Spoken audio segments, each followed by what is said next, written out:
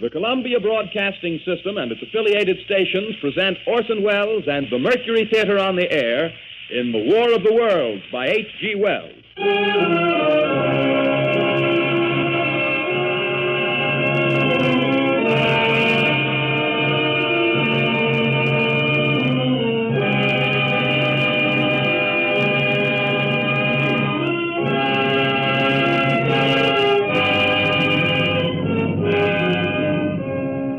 Ladies and gentlemen, the director of the Mercury Theatre and star of these broadcasts, Orson Welles. We know now that in the early years of the 20th century, this world was being watched closely by intelligences greater than man's, and yet as mortal as his own. We know now that as human beings busied themselves about their various concerns, they were scrutinized and studied, perhaps almost as narrowly as a man with a microscope might scrutinize the transient creatures that swarm and multiply in a drop of water.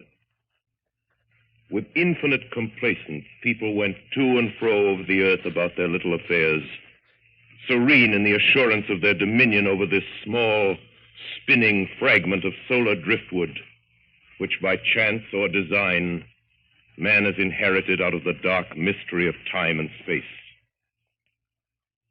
Yet across an immense ethereal gulf, minds that are to our minds as ours are to the beasts in the jungle, intellects vast, cool, and unsympathetic, regarded this earth with envious eyes and slowly and surely drew their plans against us.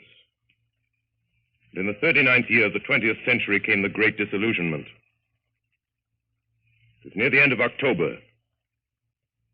Business was better. The war scare was over. More men were back at work. Sales were picking up. On this particular evening, October 30th, the Crosley service estimated that 32 million people were listening in on radio. For the next 24 hours, not much change in temperature. A slight atmospheric disturbance of undetermined origin is reported over Nova Scotia, causing a low-pressure area to move down rather rapidly over the northeastern states, bringing a forecast of rain accompanied by winds of light gale force. Maximum temperature 66, minimum 48. This weather report comes to you from the Government Weather Bureau. We take you now to the Meridian Room in the Hotel Park Plaza in downtown New York, where you will be entertained by the music of Raymond Raquello and his orchestra.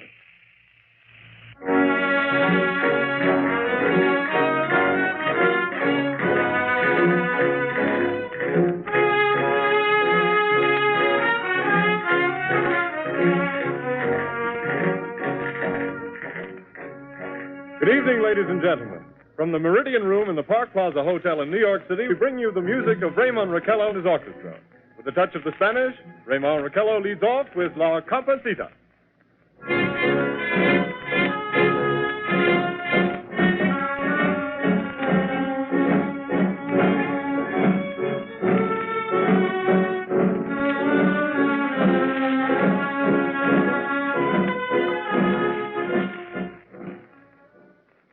Ladies and gentlemen, we interrupt our program of dance music to bring you a special bulletin from the Intercontinental Radio News. At 20 minutes before 8 Central Time, Professor Farrell of the Mount Jennings Observatory, Chicago, Illinois, reports observing several explosions of incandescent gas occurring at regular intervals on the planet Mars. The spectroscope indicates the gas to be hydrogen and moving toward the Earth with enormous velocity. Professor Pearson of the observatory at Princeton confirms Farrell's observation and describes the phenomenon as, quote, like a jet of blue flame shot from a gun, unquote. We now return you to the music of Raymond Raquello, playing for you in the Meridian Room of the Park Plaza Hotel, situated in downtown New York.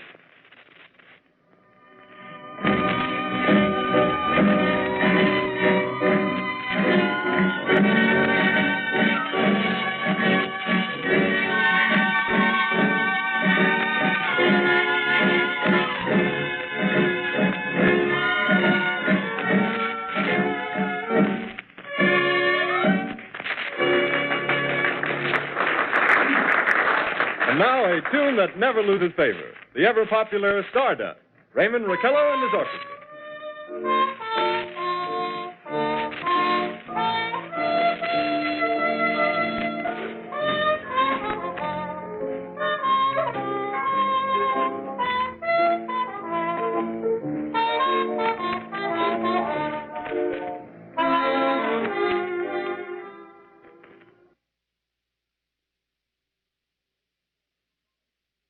Ladies and gentlemen, following on the news given in our bulletin a moment ago, the Government Meteorological Bureau has requested the large observatories of the country to keep an astronomical watch on any further disturbances occurring on the planet Mars. Due to the unusual nature of this occurrence, we have arranged an interview with a noted astronomer, Professor Pearson, who will give us his views on this event. In a few moments, we will take you to the Princeton Observatory at Princeton, New Jersey. We return you until then to the music of Raymond Raquello and his orchestra.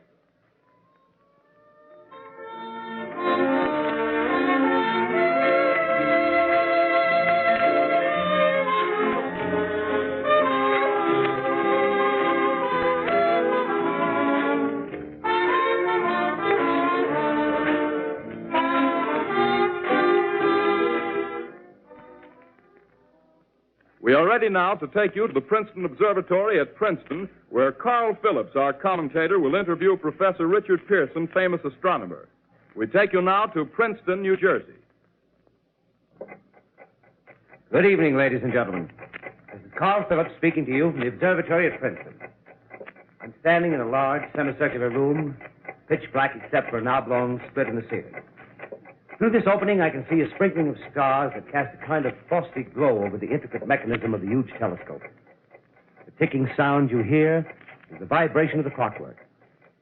Professor Pearson stands directly above me on a small platform, peering through the giant lens. I'll ask you to be patient, ladies and gentlemen, during any delay that may arouse during our interview. Besides the ceaseless watch of the heavens, Professor Pearson may be interrupted by telephone or other communications. During this period, he is in constant touch with the astronomical centers of the world. Professor, may I begin our questions? Any time, Mr. Phillips. Professor, would you please tell our radio audience exactly what you see as you observe the planet Mars through your telescope? Nothing unusual at the moment, Mr. Phillips.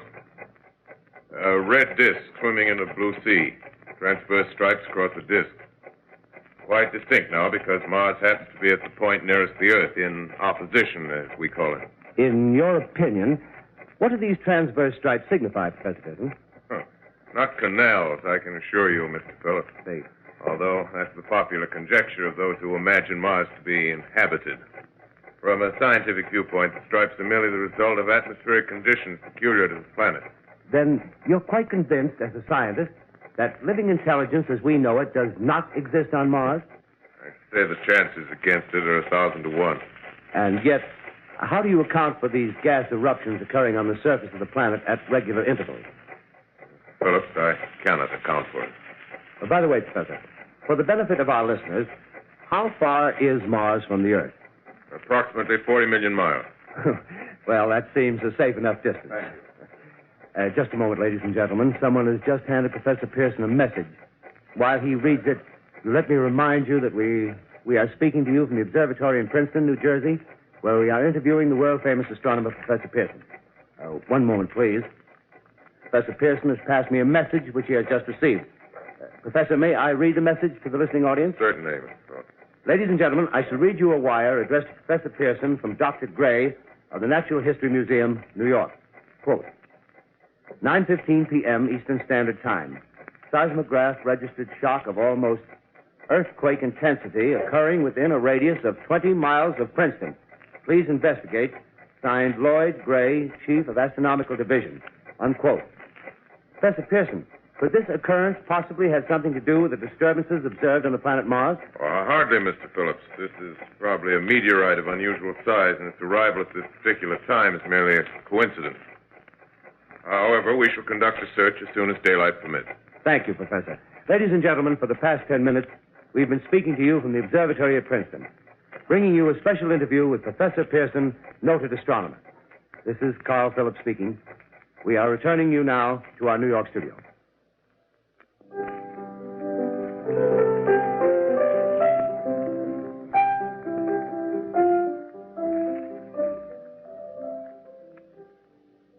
Ladies and gentlemen, here is the latest bulletin from the Intercontinental Radio News. Toronto, Canada. Professor Morse of Macmillan University reports observing a total of 3 explosions on the planet Mars between the hours of 7:45 p.m. and 9:20 p.m. Eastern Standard Time. This confirms earlier reports received from American observatories. Now, nearer home, comes a special bulletin from Trenton, New Jersey. It is reported that at 8:50 p.m., a huge flaming object, believed to be a meteorite, fell on a farm in the neighborhood of Grover's Mill, New Jersey, 22 miles from Trenton. The flash in the sky was visible within a radius of several hundred miles, and the noise of the impact was heard as far north as Elizabeth. We have dispatched a special mobile unit to the scene, and we'll have our commentator, Carl Phillips, give you a word picture of the scene as soon as he can reach there from Princeton. In the meantime, we take you to the Hotel Martinet in Brooklyn, where Bobby Millett and his orchestra are offering a program of dance music.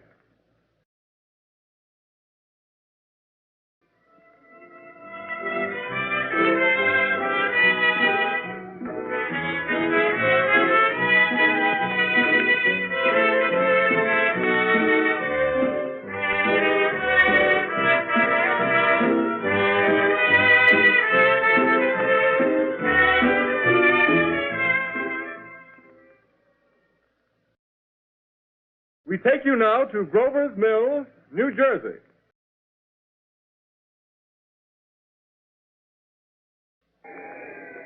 Ladies and gentlemen, this is Carl Phillips again, out at the Wilmot Farm, Grover's Mill, New Jersey.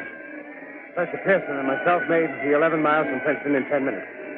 Well, I hardly know where to begin. To paint for you a word picture of the strange scene before my eyes, like something out of a modern Arabian Nights. Well, I just got here. I haven't had a chance to look around yet.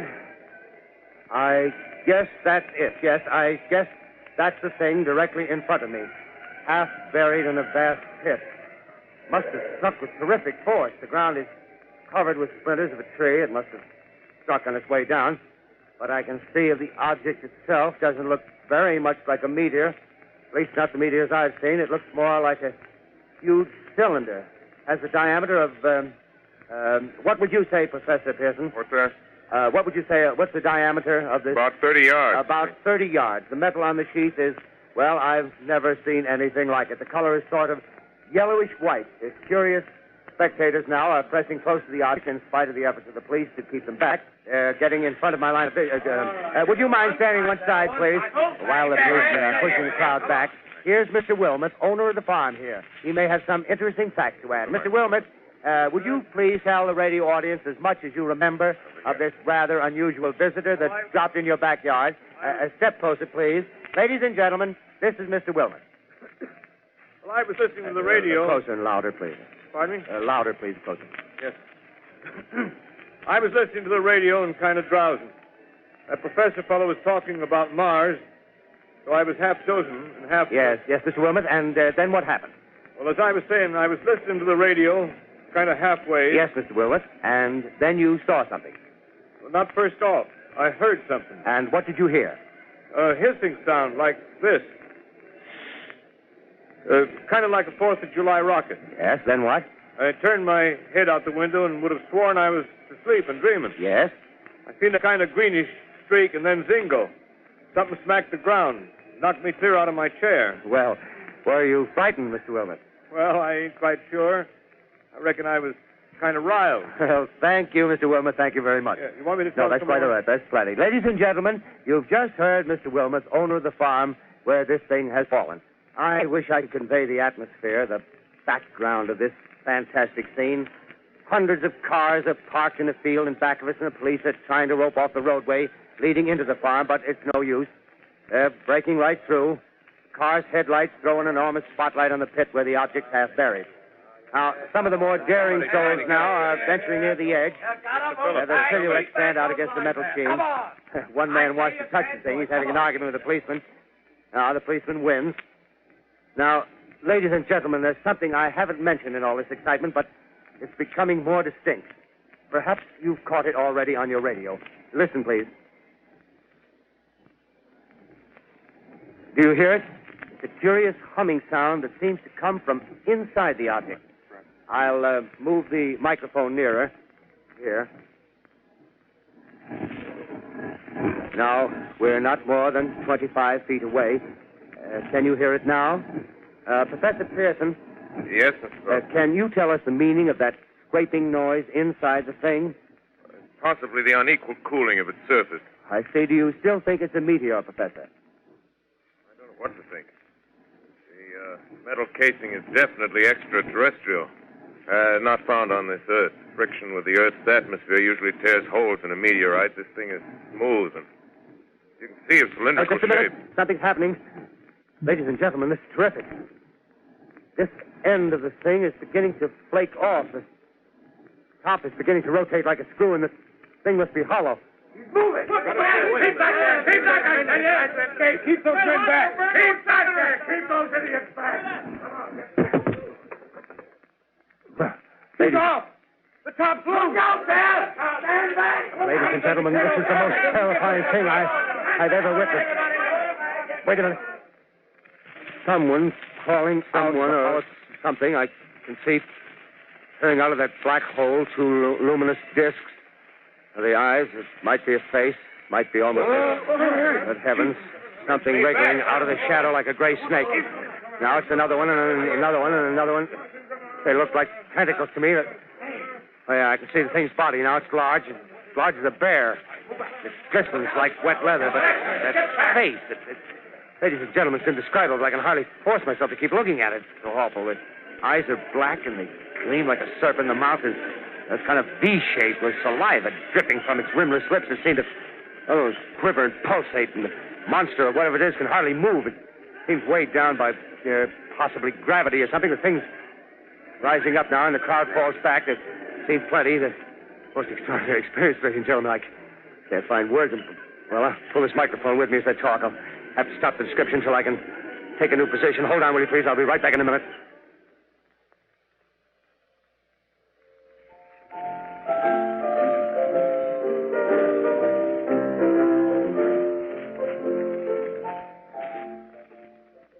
We are bringing you an eyewitness account of what's happening on the Wilmuth Farm, Grover's Mill, New Jersey.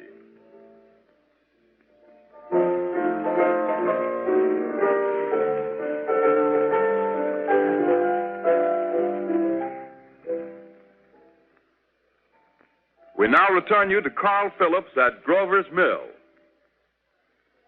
Ladies and gentlemen, am I on? Ladies and gentlemen, here I am, back of a stone wall that adjoins Mr. Wilmuth's garden. From here, I get a sweep of the whole scene. I'll give you every detail as long as I can talk and as long as I can see. The more state police have arrived. They're drawing up a cordon in front of the pit. About 30 of them. No need to push the crowd back now. They're willing to keep their distance. The captain is conferring with someone. Can't quite see who. Oh, yes, I believe it's Professor Pearson. Yes, it is. Now they've parted, and the professor moves around one side, studying the object while the captain and two policemen advance with something in their hands. I can see it now. It's a white handkerchief tied to a pole. Flag of truce. If those creatures know what that means, what anything means. Wait a minute, something's happening. Humped shape is rising out of the pit. I can make out a small beam of light against a mirror. What's that? There's a jet of flame springing from the mirror, and it leaps right at the advancing men. It strikes them head on. Oh, Lord, they're turning into flames. Oh, the whole field's caught up by the woods, the barns, the gas tanks for the automobiles spreading everywhere. It's coming this way now, about 20 yards to my right.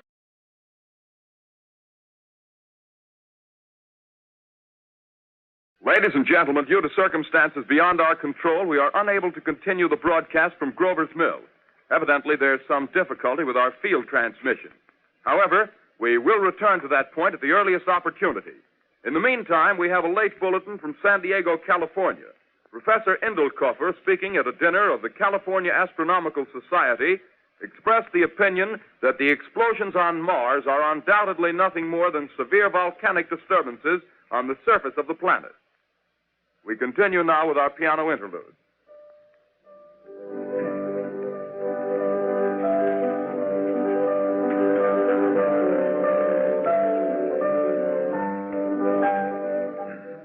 Ladies and gentlemen, I've just been handed a message that came in from Grover's Mill by telephone. Just one moment, please. At least 40 people, including 6 state troopers, lie dead in a field east of the village of Grover's Mill. Their bodies burned and distorted beyond all possible recognition. The next voice you hear will be that of Brigadier General Montgomery Smith, commander of the state militia at Trenton, New Jersey. I have been requested by the governor of New Jersey to place the counties of Mercer and Middlesex as far west as Princeton and east to Jamesburg under martial law. No one will be permitted to enter this area except by special pass issued by state or military authorities. 4 companies of state militia are proceeding from Trenton to Grover's Mill and will aid in the evacuation of homes within the range of military operations. Thank you. You have just been listening to General Montgomery Smith, commanding the state militia at Trenton. In the meantime, further details of the catastrophe at Grover's Mill are coming in. The strange creatures, after unleashing their deadly assault, crawled back in their pit and made no attempt to prevent the efforts of the firemen to recover the bodies and extinguish the fire. The combined fire departments of Mercer County are fighting the flames which menace the entire countryside. We have been unable to establish any contact with our mobile unit at Grover's Mill, but we hope to be able to return you there at the earliest possible moment. In the meantime, we take you to... Just one moment, please. Ladies and gentlemen, I have just been informed that we have finally established communication with an eyewitness of the tragedy. Professor Pearson has been located at a farmhouse near Grover's Mill, where he has established an emergency observation post. As a scientist, he will give you his explanation of the calamity. The next voice you hear will be that of Professor Pearson, brought to you by direct wire. Professor Pearson. Of the creatures in the rocket cylinder at Grover's Mill, I can give you no authoritative information, either as to their nature, their origin, or their purposes here on Earth. Of their destructive instrument, I might venture some conjectural explanation. For want of a better term, I shall refer to the mysterious weapon as a heat ray. It's all too evident that these creatures have scientific knowledge far in advance of our own. It's my guess that in some way they are able to generate an intense heat in a chamber of practically absolute non-conductivity. This intense heat they project in a parallel beam against any object they choose by means of a polished parabolic mirror of unknown composition, much as the mirror of a lighthouse projects a beam of light. That is my conjecture of the origin of the heat ray. Thank you, Professor Pearson. Ladies and gentlemen, here is a bulletin from Trenton. It is a brief statement informing us that the charred body of Carl Phillips has been identified in a Trenton hospital. Now, here's another bulletin from Washington, D.C. The Office of the Director of the National Red Cross reports 10 units of Red Cross emergency workers have been assigned to the headquarters of the state militia, stationed outside of Grover's Mill, New Jersey. Here's a bulletin from State Police, Princeton Junction. The fires at Grover's Mill and vicinity are now under control. Scouts report all quiet in the pit, and there is no sign of life appearing from the mouth of the cylinder. Now, ladies and gentlemen, we have a special statement from Mr. Harry McDonald, Vice President in charge of operations. We have received a request from the state militia of Trenton to place at their disposal our entire broadcasting facilities. In view of the gravity of the situation, and believing that radio has a responsibility to serve in the public interest at all times, we are turning over our facilities to the state militia at Trenton. We take you now to the field headquarters of the state militia near Grover's Mill, New Jersey. This is Captain Lansing of the Signal Corps, attached to the state militia, now engaged in military operations in the vicinity of Grover's Mill. Situation arising from the reported presence of certain individuals of unidentified nature is now under complete control. The cylindrical object, which lies in a pit directly below our position, surrounded on all sides by 8 battalions of infantry, without heavy field pieces, but adequately armed with rifles and machine guns. All cause for alarm, if such cause ever existed, is now entirely unjustified. Things, whatever they are, do not even venture to poke their heads above the pit. I can see their hiding place plainly in the glare of the searchlights here. With all their reported resources, these creatures can scarcely stand up against heavy machine gun fire. Anyway, it's an interesting outing for the troops. I can make out their khaki uniforms crossing back and forth in front of the lights. Looks almost like a real war. There appears to be some slight smoke in the woods bordering the Millstone River, probably fire started by campers. Well, we ought to see some action soon. One of the companies is deploying on the left flank. A quick thrust and it'll all be over. Now, wait a minute. See something on top of the cylinder. No, it's nothing but a shadow. Now the troops are on the edge of the Wilmot farm. 7,000 armed men closing in on an old metal tube. A tub, rather. Well, wait, that wasn't a shadow. It's something moving. Solid metal, kind of a shield-like affair rising up out of the cylinder. It's going higher and higher. What? It's standing on legs, actually rearing up on a sort of metal framework. Now it's reaching above the trees and the searchlights are on it. Hold on.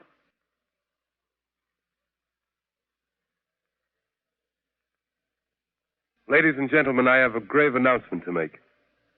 Incredible as it may seem, both the observations of science and the evidence of our eyes lead to the inescapable assumption that those strange beings who landed in the Jersey farmlands tonight are the vanguard of an invading army from the planet Mars. The battle which took place tonight at Grover Mills has ended in one of the most startling defeats ever suffered by an army in modern times. 7,000 men armed with rifles and machine guns pitted against the single fighting machine of the invaders from Mars. 120 known survivors. The rest strewn over the battle area from Grover's Mill to Plainsboro, crushed and trampled to death under the metal feet of the monster, or burned to cinders by its heat ray. The monster is now in control of the middle section of New Jersey and has effectively cut the state through its center. Communication lines are down from Pennsylvania to the Atlantic Ocean. Railroad tracks are torn and service from New York to Philadelphia discontinued, except routing some of the trains through Allerton and Phoenixville. Highways to the north, south, and west are clogged with frantic human traffic. Police and army reserves are unable to control the mad flight. By morning, the fugitives will have swelled Philadelphia, Camden, and Trenton, it is estimated, to twice their normal population. Martial law prevails throughout New Jersey and eastern Pennsylvania. At this time, we take you to Washington for a special broadcast on the national emergency. The Secretary of the Interior. Citizens of the nation, I shall not try to conceal the gravity of the situation that confronts the country, nor the concern of your government in protecting the lives and property of its people. However, I wish to impress upon you, private citizens and public officials, all of you, the urgent need of calm and resourceful action. Fortunately, this formidable enemy is still confined to a comparatively small area, and we may place our faith in the military forces to keep them there. In the meantime, placing our faith in God, we must continue the performance of our duties, each and every one of us, so that we may confront this destructive adversary with a nation united, courageous, and consecrated to the preservation of human supremacy on this earth. I thank you. You have just heard the Secretary of the Interior speaking from Washington. Bulletins too numerous to read are piling up in the studio here. We're informed that the central portion of New Jersey is blacked out from radio communication due to the effect of the heat ray upon power lines and electrical equipment. Here's a special bulletin in New York. Cables have been received from English, French, and German scientific bodies offering assistance. Astronomers report continued gas outbursts at regular intervals on the planet Mars. The majority voiced the opinion that the enemy will be reinforced by additional rocket machines. There have been several attempts made to locate Professor Pearson of Princeton, who has observed Martians at close range. It is feared he was lost in the recent battle. Langham Field, Virginia. Scouting planes report 3 Martian machines visible above treetops, moving north toward Somerville with population fleeing ahead of them. The heat ray is not in use, although advancing at express train speed, invaders pick their way carefully. They seem to be making a conscious effort to avoid destruction of cities and countryside. However, they stop to uproot power lines, bridges, and railroad tracks. Their apparent objective is to crush resistance, paralyze communication, and disorganize human society. Here is a bulletin from Basking Ridge, New Jersey. Coon hunters have stumbled on a second cylinder similar to the first, embedded in the great swamp 20 miles south of Morristown. Army field pieces are proceeding from Newark to blow up the second invading unit before the cylinder can be opened and the fighting machine rigged. They're taking up a position in the foothills of Watchung Mountain. Another bulletin from Langham Field, Virginia. Scouting planes report enemy machines, now 3 in number, increasing speed northward, kicking over houses and trees in their evident haste to form a conjunction with their allies south of Morristown. Machines also sighted by telephone operator east of Middlesex within 10 miles of Plainfield. Here's a bulletin from Winston Field, Long Island.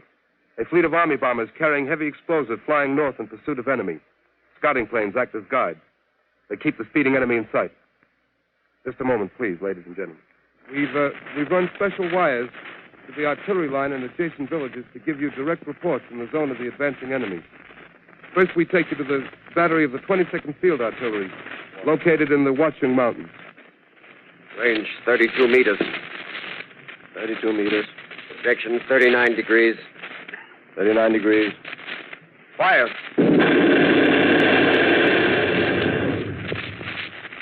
140 yards to the right, sir. Shift range 31 meters. 31 meters. Projection 37 degrees. 37 degrees. Fire.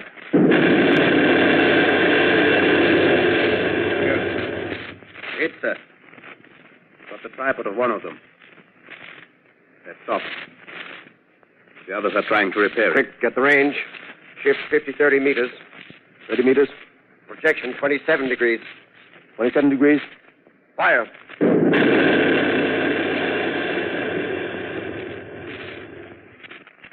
Can't see the shell land, sir. Letting off a smoke. What is it? Black smoke, sir.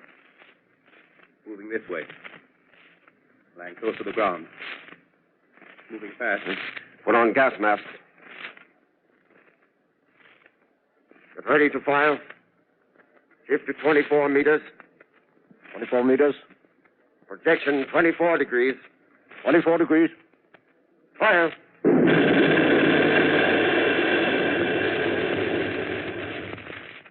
Still can't see, sir. Smoke's coming nearer. Get the range. 23 meters. 23 meters. 23 meters. Projection 22 degrees. 22 degrees.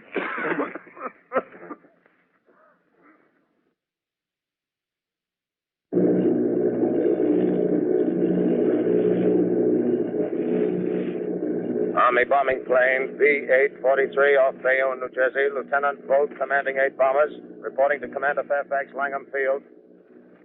This is Vogt reporting to Commander Fairfax, Langham Field. Enemy tripod machines now in sight. Reinforced by 3 machines from the Morristown cylinder. 6 altogether. 1 machine partially crippled. Believed hit by shell from Army gun in Watchung Mountain. Guns now appear silent. A heavy black fog hanging close to the earth of extreme density, nature unknown. No sign of heat ray.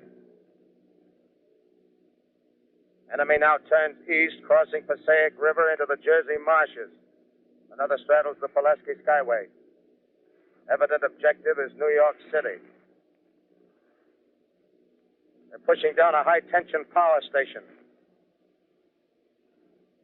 Machines are close together now, and we're ready to attack. Planes circling, ready to strike.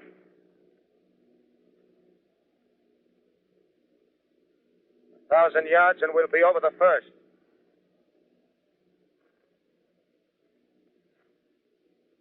Eight 800 yards.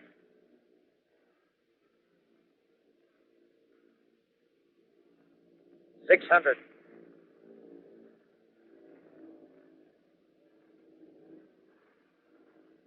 $400. $200. There they go. The giant arm raised. Green flash. They're spraying us with flame. 2,000 feet. Engines are giving out. No chance to release bombs. Only one thing left. Drop on them, plane and all. We're diving on the first one. Now the engine's gone. 8.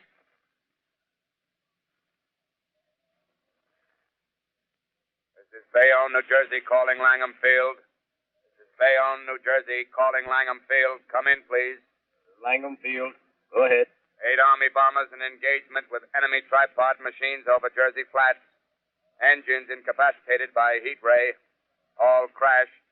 One enemy machine destroyed. Enemy now discharging heavy black smoke in direction of... Newark, New Jersey. This is Newark, New Jersey. Warning. Poisonous black smoke pouring in from Jersey marshes. Reaches South Street. Gas mask useless. Urge population to move into open spaces. Automobiles use routes 7, 23, 24. Avoid congested areas.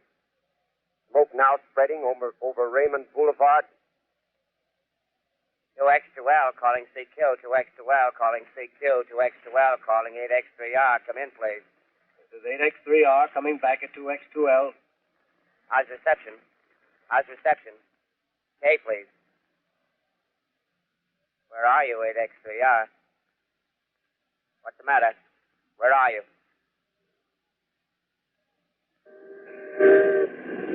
I'm speaking from the roof of Broadcasting Building.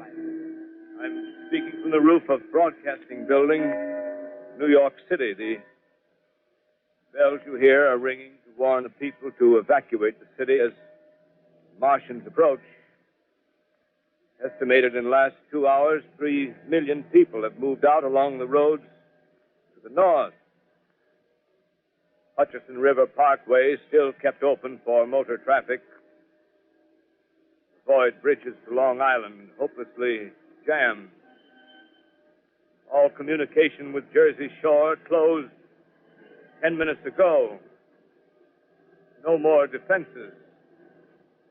Our army is wiped out. Artillery, Air Force, everything wiped out.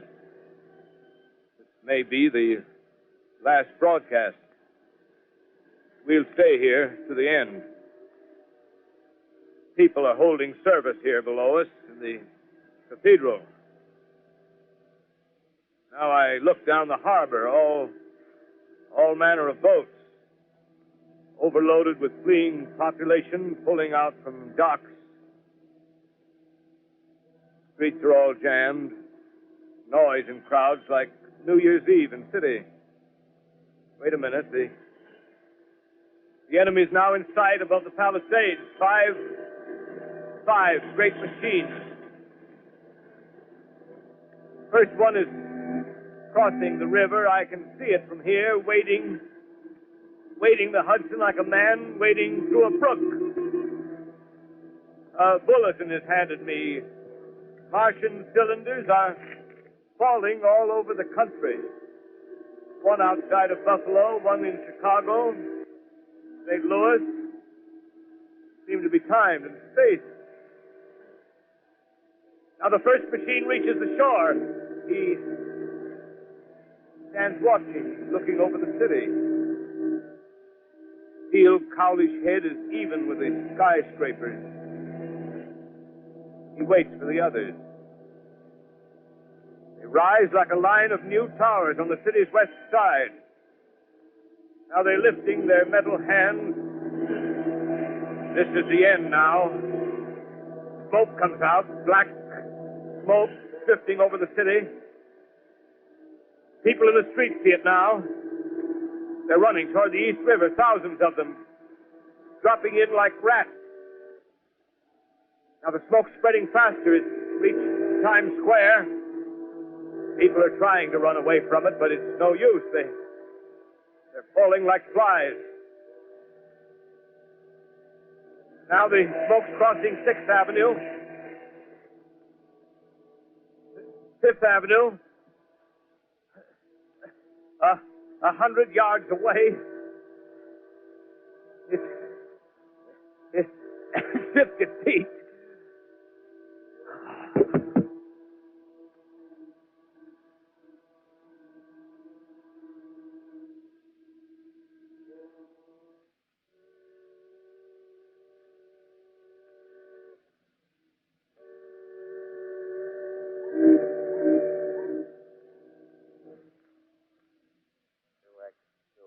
Calling CQ.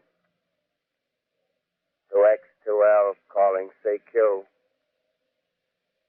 2X2L calling CQ, New York. This is there anyone on the air?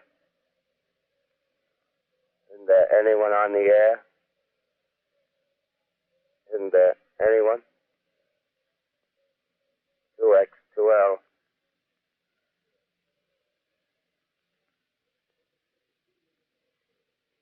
You are listening to a CBS presentation of Orson Welles and the Mercury Theatre on the Air in an original dramatization of The War of the Worlds by H.G. Wells. The performance will continue after a brief intermission. This is the Columbia Broadcasting System.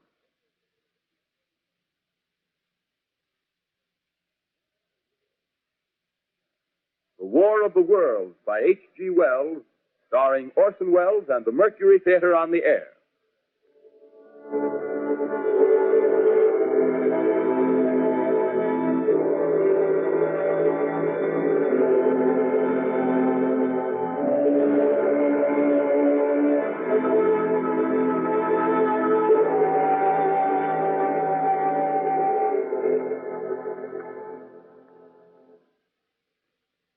As I set down these notes on paper, I'm obsessed by the thought that I may be the last living man on Earth. I've been hiding in this empty house near Grover's Mill, a small island of daylight cut off by the black smoke from the rest of the world. All that happened before the arrival of these monstrous creatures in the world now seems part of another life. A life that has no continuity with the present. Furtive existence of the lonely derelict who pencils these words on the back of some astronomical notes bearing the signature of Richard Pearson. I look down at my blackened hand and I try to connect them with a professor who lives at Princeton and who, on the night of October 20th, glimpsed through his telescope an orange splash of light on a distant planet. My wife, my colleagues, my students, my books, my observatory, my world. Where are they? Did they ever exist? Am I Richard Pearson? What day is it? Do days exist without calendars? Does time pass when there are no human hands left to wind the clocks? Writing down my daily life, I tell myself I shall preserve human history between the dark covers of this little book that was meant to record the movements of the stars. But to write, I must live, and to live, I must eat. Find moldy bread in the kitchen and an orange not too spoiled to swallow. Keep watch at the window. Time to time, I catch sight of a Martian above the black smoke. Smoke still holds the house in its black coil, but at length there's a hissing sound, and suddenly I see a Martian mounted on his machine, spraying the air with a jet of steam as if to dissipate the smoke. I watch in a corner as his huge metal legs nearly brush against the house. Exhausted by terror, I fall asleep. Morning. Morning. Sun streams from the window. Black cloud of gas is lifted, and the scorched meadows to the north look as though a black snowstorm had passed over them. I venture from the house. I make my way to a road, no traffic. Here and there, a wrecked car, baggage overturned, a blackened skeleton. Push on north. For some reason, I feel safer trailing these monsters than running away from them. And I keep a careful watch. I've seen the Martians feed. Should one of their machines appear over the top of trees, I'm ready to fling myself flat on the earth. Come to a chestnut tree. October. Chestnuts are ripe. Fill my pockets. Let's keep alive. 2 days I wander in a vague northerly direction through a desolate world. Finally, I notice a living creature. A small red squirrel in a beech tree. I stare at him and wonder. He stares back at me. I believe at that moment the animal and I shared the same emotion. The joy of finding another living being. Push on north. I find dead cows in a brackish field, and beyond the charred ruins of a dairy and a silo, remain standing guard over the wasteland like a lighthouse, deserted by the sea. Astride the silo perches a weathercock. The arrow points north. North. Next day, I come to a city. City vaguely familiar in its contours, yet its buildings strangely dwarfed and leveled off as if a giant had sliced off its highest towers with a capricious sweep of his hand. Reached the outskirts, I found Newark. Newark, undemolished but humbled by some whim of the advancing Martians. Presently, with an odd feeling of being watched, I caught sight of something crouching in a doorway. I made a step towards it. Rose up and became a man. A man armed with a large knife. Stop. Where do you come from? I come from many places. A long time ago, from Princeton. Princeton, huh? That's near Grover's Mill. Yes. Grover's Mill. There's no food here. This is my country. All this end of town down the river. There's only food for one. Which way are you going? I don't know. I guess I'm looking for people. Hey, what was that? You hear something just then? No. Only a bird. A live bird. You get to know that birds have shadows these days. Hey, we're in the open here. Let's crawl in this doorway here and talk. Have you seen any Martians? No. They're going over to New York. Night, the sky's alive with their lights, just as if people were still living in it.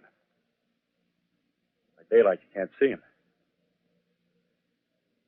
5 days ago, a couple of them carried something big across the flats from the airport. I think they're learning how to fly. Fly? Yeah, fly. Then it's all over with humanity. Stranger, there's still you and I. 2 of us left. Yeah. They got themselves in solid. They wrecked the greatest country in the world. Those green stars, they're probably falling somewhere every night. They've only lost one machine.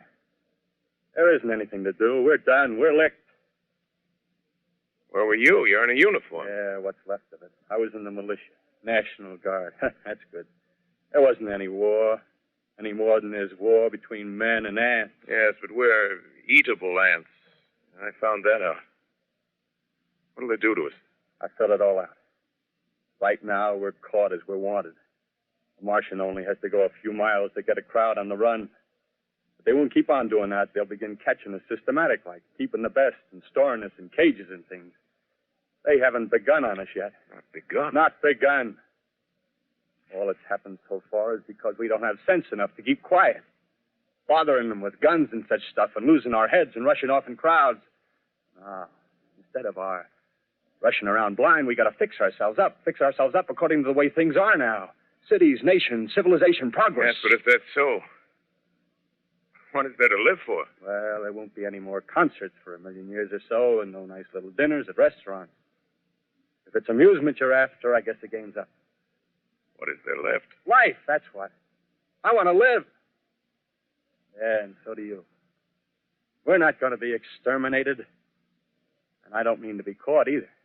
Tamed and fattened and bred like an ox. What are you going to do? I'm going on. Right under their feet. I got a plan. We men as men, we're finished. We don't know enough. We got to learn plenty before we got a chance. We've got to live and keep free while we learn, see? I've thought it all out, see? Well, tell me the rest. Well, it isn't all of us that are made for wild beasts. That's what it got to be. That's why I watched you. Watched you. All those little office workers that used to live in these houses. They be no good. They haven't any stuff in them. Run off to work. I've seen hundreds of them running to catch their commuter's train in the morning, afraid they'd get canned if they didn't. Running back at night, afraid they wouldn't be in time for dinner. Lives insured and a little invested in case of accident. Yeah, and on Sundays, worried about the hereafter. The Martians, they'll be a godsend for those guys. Nice roomy cages, good food, careful breeding, no worries. Yeah, after a week or so of chasing around the fields on empty stomachs, they'll come and be glad to be caught. You've thought it all out, haven't you? Sure, you bet I have. That isn't all. These Martians are going to make pets of them. Train them to do tricks. Who knows, get sentimental over the pet boy who grew up and had to be killed. Yeah. And some, maybe, they'll train to hunt us. Oh, no, it's impossible. Yes, they will. There's men who do it gladly. One of them never suggested me, by... Meantime, you and I and others like us, where are we to live when the Martians own the Earth? I got it all figured out. We'll live underground. I've been thinking about the sewers. Under New York, there are miles and miles of them. The main ones, they're big enough for anybody. And there's cellars, vaults, underground storerooms, railway tunnels, subways.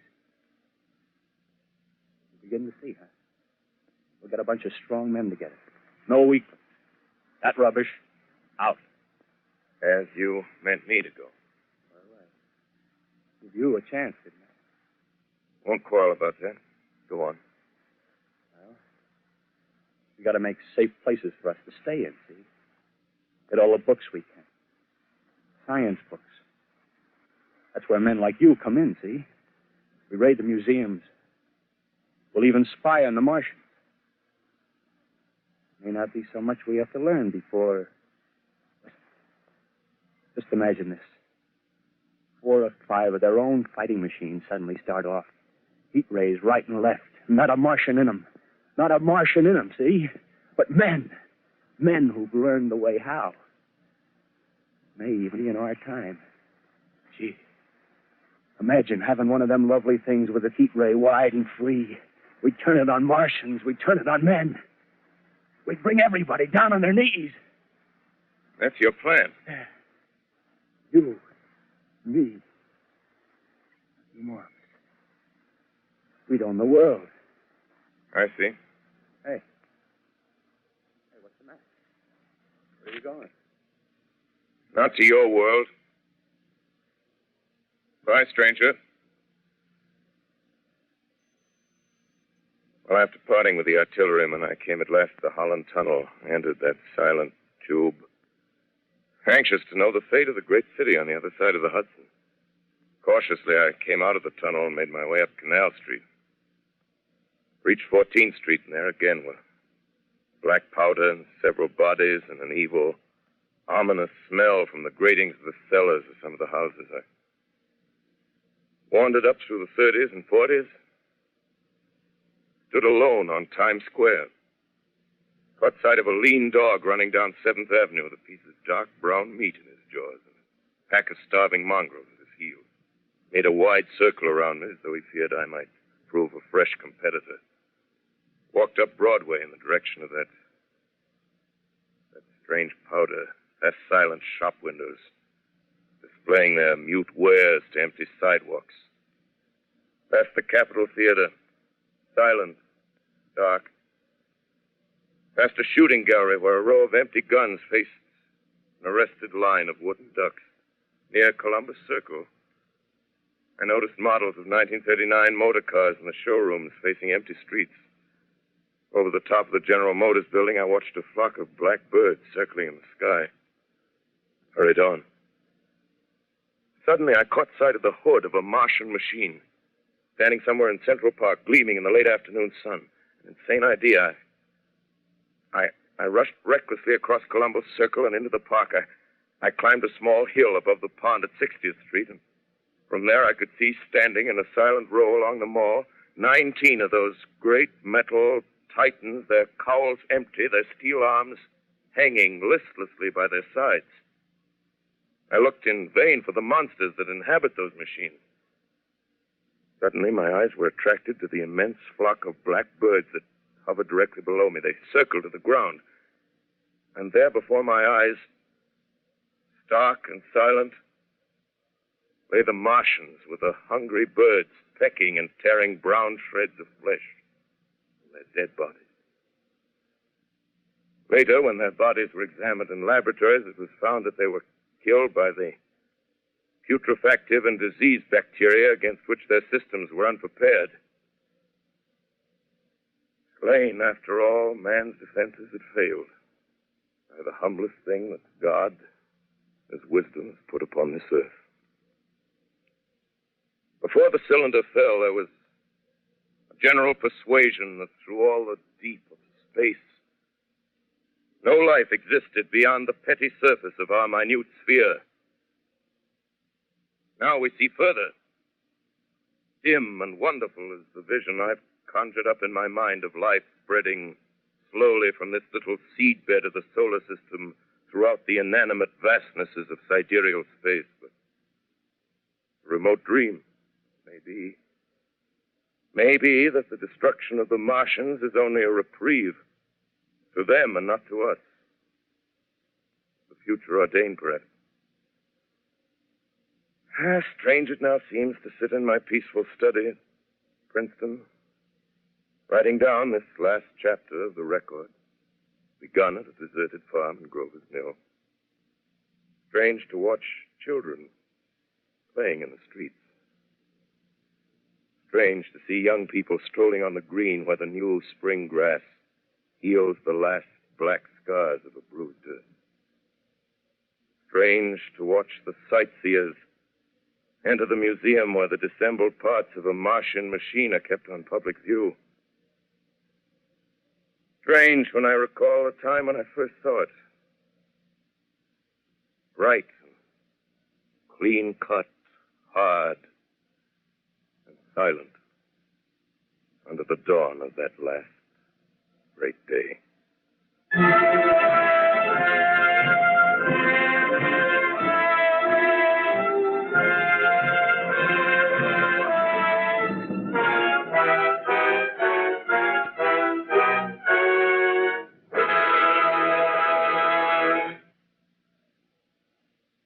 This is Orson Welles, ladies and gentlemen.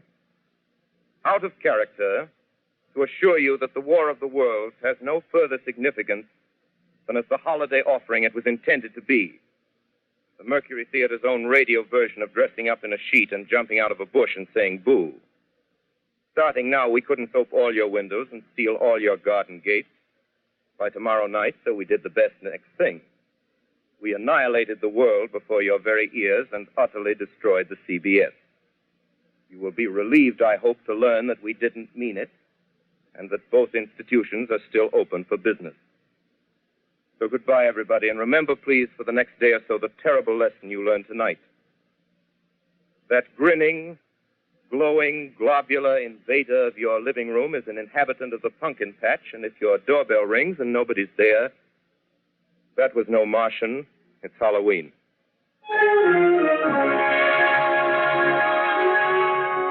Tonight, the Columbia Broadcasting System and its affiliated stations coast to coast has brought you The War of the Worlds by H.G. Wells, the 17th in its weekly series of dramatic broadcasts featuring Orson Welles and the Mercury Theatre on the air. Next week, we present a dramatization of 3 famous short stories. This is the Columbia Broadcasting System.